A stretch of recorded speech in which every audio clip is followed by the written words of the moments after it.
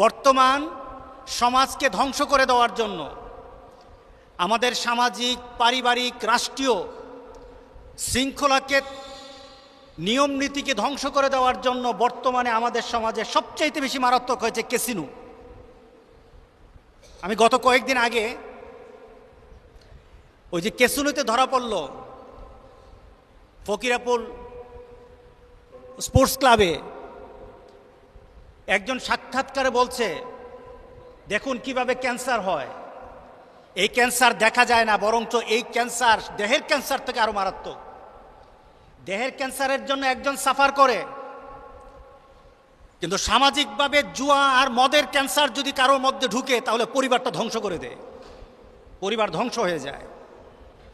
সে লোক বলছে, আমি আস্তে আস্তে এখানে আসলাম, 2000 টাকা দিলাম, কিছু টাকা পাইলাম, 12,000 টাকা পাইলাম, আবার ধরলাম 18,000 টাকা পাইলাম, আবার 18,000 টাকা ধরলাম, 13 লাখ টাকা পেয়ে গেলাম, আবার 13 লাখ টাকা চলে গেছে।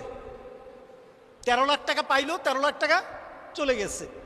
তো মাথা পাগল হয়ে গেল।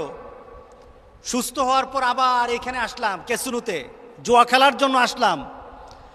আমার 42টা দোকান ছিল, 42টা দোকান বিক্রি করেছি, এরপরে জুয়া খেলতে আসি।